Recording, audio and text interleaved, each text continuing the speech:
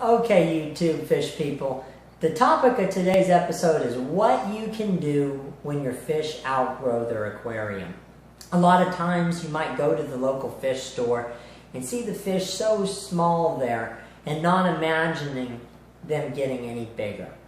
But that's why it's so important to do research, because you want to avoid any problems later.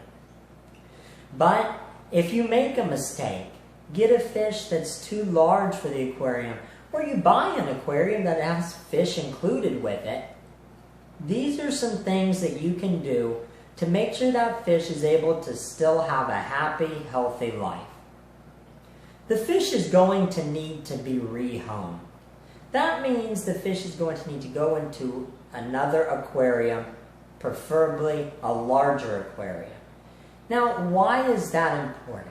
Well, in a small aquarium, territorial behavior and aggression will be increased if a fish is too large for the tank. They'll simply be crowded for space. Also, an aquarium that's too small, that fish will be fouling the water more quickly. Your water parameters will suffer from having a fish that's too large, that's consuming too much food and producing too much waste in your aquarium. And also, while the fish may stop growing in terms of how many inches it is, its internal organs will continue to grow. And this can be fatal to the fish. We love our fish. We don't want anything bad to happen to them. So we want to get them rehomed. Now, how are we going to do that? Well, you have one option of setting up a new aquarium. And this is the most preferable option for people that have multiple tank syndrome. It's an excuse to set up another tank. That way, the fish is out of the tank that's too small, and you have another tank to play with. But if you're cramped for space or money, there's several other avenues you have. And one is selling the fish yourself. Now, you can sell it on Craigslist, or you can give it to a friend or other hobbyist, or contact your local aquarium club or society, and they might be able to take that fish for you. They'll ensure that it goes to a good home. Now, another option that you have, if you have a local fish store in your area, is taking the fish to the local fish store. Now, call your local fish store before you go and see if they'll be able to accept your fish.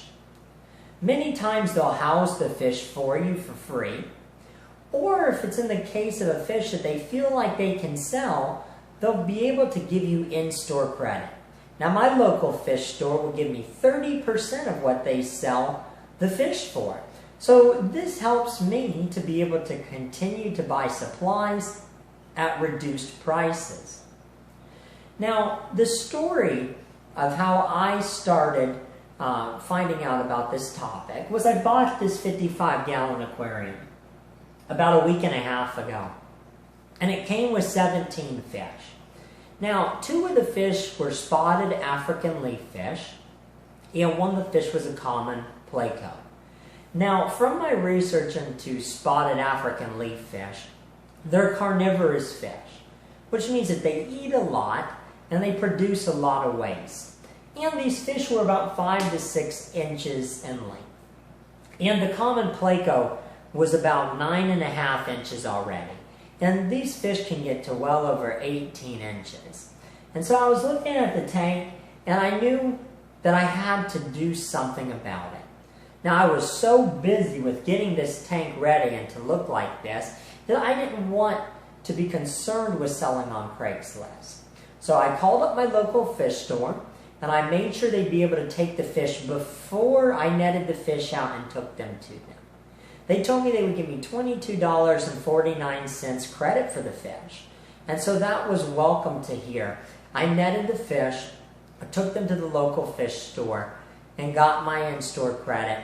And my tank looks great because I have a lot less waste-producing fish in the aquarium. So this is how I was able to resolve this situation. So please leave a comment in the description, in the comment section below, to see if how you handle when a fish might grow too large for its tank. So this was another episode of Nicholas Aquariums. Thanks for watching. Please rate, comment, and subscribe.